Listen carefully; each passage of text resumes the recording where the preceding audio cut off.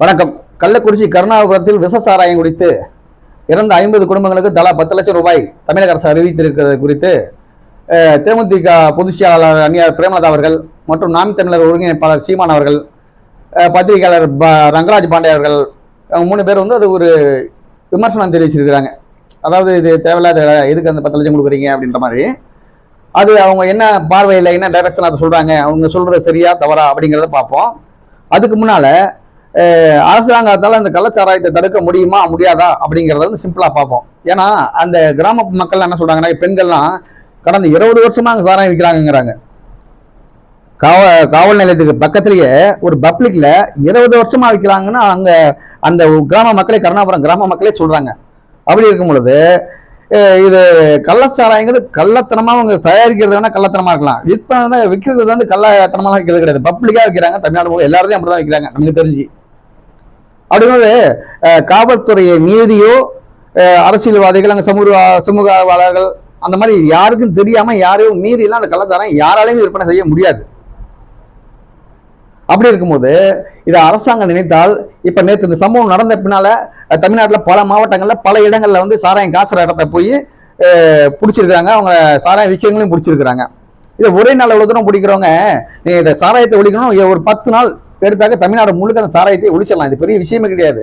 ஏன்னா இது ஒன்றும் பெரிய சந்தன கட்டை கட்டி காட்டுக்குள்ளே வச்சு கடத்தி காட்டுக்குள்ளேயே நடத்துற மாதிரிலாம் ஒன்றும் பெரிய விஷயம் கிடையாது. இங்க ஊருக்குள்ள விற்கிறான். எங்க தயாரிக்கிறாங்கிறது பின்னால விற்கிறது ஊருக்குள்ளே பப்ளிக்லேயே விற்கிறான். அப்படிங்கும் போது இதை காவல்துறையை நினைத்தால் ரொம்ப சுலபமா கட்டுப்படுத்தலாம். அதனால இவங்க மதுபானங்கிறது நீங்க டாஸ்மாக் நடத்துவீங்க, பட் இருந்தாலும் அது மது விலக்கு நீங்க படிப்படியாக கொண்டு வரீங்க. சரி, படிப்படியாக கொண்டு வரீங்க, எப்படி கொண்டு வரீங்க அது பின்னால. ஆனா கள்ளச்சாராயத்தை விற்பனை பண்றதை தடுக்க முடியாது அப்படின்னு அதோட கேவலம் ஒண்ணுமே கிடையாது. அது ஈஸியா நினைச்சா தடுக்கலாம். சரி, அதையும் தடுக்காம இன்னைக்கு இறந்தவங்களுக்கு 10 லட்சம் கொடுக்குறீங்களே, இது நியாயமா அப்படிங்கிறாரு. அது முதல்ல நம்ம அண்ணன் பாண்டே சொல்றாரு. என்ன சொல்றாருன்னு கேட்டீங்கன்னாக்க, சிவகாசியில செத்தவங்களுக்கு 2 லட்சம் பணம், சாராயம் குடி செத்தவங்களுக்கு 10 லட்சம் வாங்குறாரு.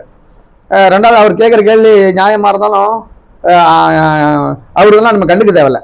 ஏன்னா பாண்டே அவர் மக்கள் நிலை என்ன நிலை மக்கள் இருக்காங்க, எப்படி வாழ்றாங்க, அவங்க என்னென்ன பிரச்சனைகள் சந்திக்கிறாங்க அப்படின்னு மக்களாக கலந்தெல்லாம் அவர் பார்த்ததே எந்த விஷயத்தையும் எக்ஸ்பிளைன் பண்ணி பார்க்க மாட்டார். அதை பற்றி இப்படி சொன்னோன்னு பேச மாட்டார். அவருக்கு அந்த ஏசி ரூமில் உட்காந்துட்டு வர ஃபோன் கால் வச்சு விசாரிச்சு இதுங்கிறது இவரே ஒரு கற்பனை பண்ணி இந்த கற்பனை மாதிரி அவர் பேசிட்டு இருப்பார். அதனால் அவர் விஷயத்தை விட்டுடுவோம். அடுத்து ஆனால் சீமான் மேக்சிமம் அப்படி தான். அவருக்குன்னு ஒரு சிம்பிள் வச்சிருப்பாரு, அவங்களுக்கும் சில ஓனர்ஷிப்லாம் இருப்பாங்க. அவங்க என்ன சொல்றாங்களோ அதை பேசிட்டு இருப்பாரு. அவரும் அதான் சொல்றாரு, சிவகாசியில நீங்க பட்டாசு தொழிற்சாலையில அவங்களுக்கு எவ்வளவு கொடுத்தீங்க, 3 லட்சம் கொடுத்தீங்க, ஏன் 10 லட்சம் கொடுக்குறீங்க, ஏன் போட்டு காசுன்னு அவர் கேட்கறாரு. அதெல்லாம் பார்த்தோம்னாக்க சிவகாசி பட்டாசு தொழிற்சாலைனாக்க அங்க அவங்க இன்சூரன்ஸ் பண்ணியிருப்பாங்க, அது பாதுகாப்புக்கான வழிமுறைகள் எல்லாம் ஃபாலோ பண்ணுவாங்க. அதை மீறி ஒரு விபத்து நடந்தாக்க அவங்களுக்கு என்ன கொடுப்பாங்களோ, அவங்க நிதி எவ்வளவு நிதி என்னங்கிறத ஆல்ரெடி அவங்க கொடுப்பாங்க. அது இல்லாம அரசாங்கம் கொடுக்குது. அப்படிங்கும்போது நம்ம சீமானண்ணன் பேசுறதும் அந்த ஒரு கால் போனது அரசியல் இருக்காக அவரும் பேசுறாரு. ரெண்டாவது இவங்க 2 பேரும் பார்த்தீங்கன்னாக்க ஒரு விபத்தோ ஒரு சம்பவமோ நடக்குதுனாக்கா அதில் போய் மக்களாக இருந்து அங்கே நிறைய குறையில் என்னென்ன கேட்டு அதுக்கு அதன் பிரகாரம் அவங்க பேட்டி கொடுக்கறது, அறிக்கை விடுறதெல்லாம் கிடையாது. அவங்களா ஒரு சில விஷயங்களை கலெக்ட் பண்ணி வச்சுட்டு அவங்கள பேசுவாங்க. சரி, அடுத்து பார்த்தீங்கன்னா இப்போ தேமுதிக பொதுச் செயலாளர் இந்த விஷயத்தை சொல்லியிருக்காங்க. இவங்களை நம்ம வேற டைரக்ஷன்லாம் தான் பார்த்தோம். ஏன்னா இவங்க சம்மந்தப்பட்ட ஏரியாவில் போய் பார்த்து மருத்துவமனையில் பார்த்துட்டு அங்கே இருக்கவங்கலாம் விசாரிச்சு பெண்கள் பெண்கள் தான் இதாகவே சொல்லுவாங்க, வெளிப்படையாக நிறைய பேசுவாங்க, அவங்களுக்கு அந்த வாய்ப்புகள் கிடைக்கும். அப்படி நிறைய பெண்கள் அவங்கள்ட்ட கதறி அழுது அவங்க சில விஷயங்கள்லாம் நிறைய விஷயங்கள் நடக்கிற விஷயம் தான் அவங்க சொல்லியிருக்காங்க போது அவங்களோட சொல்ற விஷயம் இவ்வளோ பெண்கள் கட்டி பிடிச்சி அழுகுறாங்க, கதறாங்க, அவங்கள குறையெல்லாம் சொல்றாங்க. அப்படி சொல்லியும் அந்த விஷயத்துக்கு அவங்க எதிர்ப்பு தெரிவிக்கிறாங்க, ஏன் பணம் கொடுக்குறேன்னு கேட்குறீங்கன்னா கண்டிப்பாக அதுக்குள்ள ஒரு விஷயம் இருக்குது. அவங்க இதை அவங்க பேசுறாங்கனாக்க பல பெண்களுக்கு இந்த 10 லட்சம் கொடுத்தா என் புருஷன் திரும்ப வந்துருவாரா அப்படின்லாம் கேட்குறாங்க. அவங்க களத்தில் இறங்குறதுனால ஒரு பெண்ணா இருந்து அந்த பெண்கள் அவங்க குமரி அழுகும் பொழுது அந்த விஷயத்தை தான் அவங்க ரிஃப்ளெக்ட் பண்ணி பேசுறாங்க. அவங்க என்ன பேசுறாங்கன்னு பார்த்தோம்னாக்க, இன்னைக்கு 10 லட்சம் ரூபா நம்ம கொடுத்துட்றோம். சரி, அந்த குடும்பம் இந்த 1 மாசம் 2 மாசம் 3 மாசத்துல அந்த இழப்பை ஓரளவுக்கு அப்படியே மறந்து கடந்து அடுத்து அந்த 10 லட்சம் ரூபா ஒரு மூலதனமா வச்சு அவங்க குடும்பத்தை ஸ்டாண்ட் பண்ணிக்காங்க, அப்படியே ரன் பண்ணிக்காங்க. அதை நம்ம சரி பண்ணிடுறோம், அது சரி. ஆனால் இந்த நிகழ்வு, அதாவது அரசாங்கம் விஷ சாராயம் குடித்து இறந்தவர்கள் 10 லட்சம் கொடுக்குது அப்படிங்கிற ஒரு நிகழ்வு எந்த மாதிரி தாக்கத்தை மக்கள் மத்தியில் உருவாக்கும்னாக்க, இப்போ இவங்க குடிச்சிட்டு இறந்தவங்க எல்லாம் வந்து கஷ்டப்படுறவங்க, மூட்டை தூக்குறவங்க, அன்றாட கூலி தொழிலாளிகள் தான் அப்படிங்கிறதான் அங்கே இருக்க மக்கள் சொல்றது. அவங்க தான் இறந்துருக்கிறாங்க, அவங்க தான் இந்த சாராயம் குடிக்கிறாங்க. அப்படிங்கும்போது இது போல வந்து அங்கே கள்ளக்குறிச்சியில கருணாபுரத்தில் மட்டும் இந்த மாதிரி மக்கள் இல்லை, தமிழகம் முழுவதுமே வந்து அன்றாட கூலி தொழிலாளி, கஷ்டப்படுறவங்க, உழைக்கிறவங்க எல்லாம் இருக்கிறாங்க. அப்படி அவங்களாம் என்ன பண்ணுவாங்க, அன்னைக்கு அவங்க கஷ்டப்பட்டு வந்தோம்னா அவங்க கொஞ்சம் குடிச்சா சரியா இருக்கும்ன்றது என்ன அவங்களுக்கு வரும். அந்த எண்ணம் அவங்களுக்கு வரும்போது என்ன பண்ணுவாங்க, வேற வழி இல்லை. ஏன்னா மறுநாள் அவங்க எந்திரிச்சு வேலைக்கு போகணும், அன்னைய உடல் வலியை போக்கணும். அதுக்கு வந்து அது ஒரு மருந்து மாதிரி அவங்க வந்து யூஸ் பண்ணாங்க. அதுக்கு அடிக்ட் ஆகிறாங்க இல்லையோ, அது போது அவங்களுக்கு செட் ஆகிறது. அந்த பழக்கத்தை சொல்ல அந்த அவங்களோட வாழ்க்கையை வந்து அப்படி அமைச்சிக்கிறாங்க.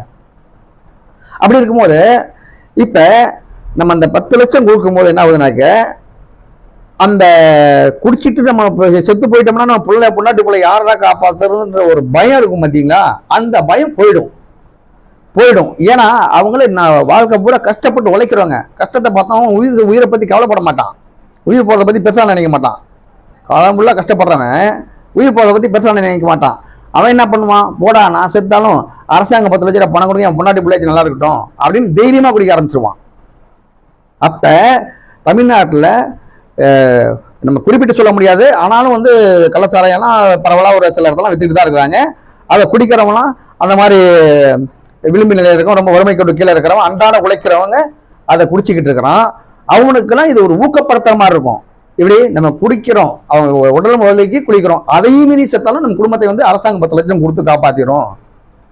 நம்ம பொண்டாட்டி பிள்ளைங்க கண்டிப்பா நம்மளுக்கு வந்து அரசாங்கம் ஒரு நல்ல வழி பண்ணி விட்டுரும் அப்படின்னு ஒரு உற்சாகத்தை கொடுக்குது.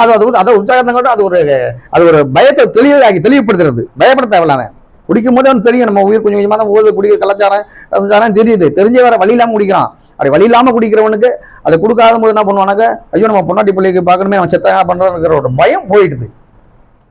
அப்ப வந்து இந்த நிகழ்வு, அந்த பணம் கொடுக்குறோம் அப்படிங்கிற நிகழ்வு வந்து ஒட்டுமொத்த தமிழகத்துல இருந்த அந்த வேற வழி இல்லாம குடிக்கிற ஒருத்தருக்குமே ஒரு தைரியத்தை உண்டாக்கும், ஒரு ஊக்கத்தை உண்டாக்கும். ஏன்னா அவன் அந்த மாதிரி கஷ்டப்பட்டு உழைச்சி அந்த உடல் வலிக்கு அந்த பழக்கத்துக்கு அவன் வந்து 180 ரூபா 150 ரூபாய்க்கு கோட்டர் வாங்க முடியாம 50 60 ரூபாய்க்கு 60 ரூபாய் 70 ரூபாய்க்கு இந்த சாராய பாக்கெட் வாங்கி குடிக்கிறவனுக்கு அவன் எவ்வளவு காலம் உழைச்சாலும் அந்த 10 லட்சம் கண்ணில் கூட பார்க்க முடியாது. அப்படியே நம்ம போனா நம்ம குடும்பம், நம்ம பொண்டாட்டி பிள்ளைங்க அதை பாக்குது, அதை வச்சு பிழைப்பாங்க போது அவனுக்கு ரொம்ப ரிலாக்ஸ் ஆயிடுறான். 10 லட்சம் அவனா பார்க்கவே முடியாது எவ்வளவு உழைச்சாலும். அப்படி இருக்கும்போது அந்த மாதிரி நோக்கத்துல மக்களை வந்து சிந்திக்க விட்டுறாதீங்க, சிந்திக்க நீங்க ஏன் விடுறீங்க அப்படிங்கிற நோக்கத்துலதான் அந்நியார் பிரேமலதா அவர்கள், தேமுதிக பொதுச்செயலாளர் அவர்கள் வந்து இதுக்கு வந்து எதிர்ப்பு தெரிவிக்கிறாங்க. அப்ப வந்து அங்க இருக்க பெண்களோட கூட்டுறது, அவங்க பெண்கள் அழுது சொல்லும் போது இந்த 10 லட்சம் தான் என் புருஷன் வந்துருவானா, அந்த 10 லட்சம் தான் எங்க அப்பா அம்மா வந்துருவாங்களா அப்படிங்கிற கதறாங்க. அப்படிங்கும் போது இது நிரந்தர தீர்வு வந்து, இப்ப அந்த சாராயம் விற்கிறோம் ஒரு குடும்பம் நல்லா இருக்கிறதுக்காக, சாராயம் காய்ச்சற ஒரு குடும்பம் நல்லா இருக்கிறதுக்காக நம்ம இவங்களுக்கு பணம் கொடுக்கறத விட அவங்களோட சொத்தை பறிமுதல் பண்ணி, அந்த சாராயம் உற்பத்தி பண்றவங்க, சாராயம் விற்பனை செய்யறவங்களோட சொத்தை பறிமுதல் பண்ணிட்டாங்க, அதுக்கு பின்னால் அவங்களுக்கு வந்து விற்கணுங்கிற எண்ணமும் வராது, வாங்கணுங்கிற உற்பத்தி பண்ணணுங்கிற எண்ணமும் வராது. அப்ப அவங்களுக்கு பறிமுதல் பண்ணி அந்த பணத்தை எடுத்து உங்களுக்கு கொடுக்குறீங்களா, அது தாராளமாக கொடுக்கலாம், அது ஒரு நல்ல விஷயம் தான். ஏன்னா அப்படி கொடுத்தோம்னா 2 சம்பவத்துக்கு, இந்த சம்பவத்துக்கு அந்த சொத்தெல்லாம் யாராவது கண்டுபிடிச்சு அந்த சொத்தெல்லாம் பறிமுதல் பண்ணி இவங்களுக்கு கொடுத்துட்டோம்னாக்க, அடுத்த தடவை உற்பத்தி பண்றதுக்கு ஆள் முன் வர மாட்டான், அதை விற்கிறதுக்கு ஆள் வர மாட்டான். அப்போ இவங்க குடிச்சிக்க ஆகணுங்கிற கண்டிஷன் வந்து மீறி முடிய அதோட க்ளோஸ் ஆயிடுது, அதுக்கு நான் குடிக்க முடியாது போயிடுது. அப்போ அந்த சாராயம் அழகி ஒழிஞ்சு போயிடும். அதனால அரசாங்கம் வந்து உற்பத்தி பண்றவங்களையும் விற்பனை பண்றவங்களையும் அவங்க சொத்தை பறிமுதல் பண்ணி அதை வேணா அந்த மக்களுக்கு எடுத்து கொடுக்கலாமே தவிர, அரசு நிதியிலிருந்து 10 லட்சம் அறிவிக்கிறது வந்து அதை மக்களுக்கு வந்து அந்த பயத்தை போக்கி ஒரு தெளிவாக தைரியமா குடிக்கணுன்ற எண்ணத்தை உருவாக்குகின்ற நோக்கத்தில் தான் தேமுதிக பொதுச் செயலாளர் அந்நியார் பிரேமலதா அவர்கள் சொல்றாங்க. அது வந்து அவர் சொல்றதுக்கு நன்றி தெரிவிக்கிறோம். அதே மாதிரி இதை போலவே வந்து அரசாங்கம் வந்து யோசித்து ஒரு நல்ல முடிவை எடுக்கணும் அப்படிங்கிறத கோரிக்கையா வைக்கிறோம். நன்றி.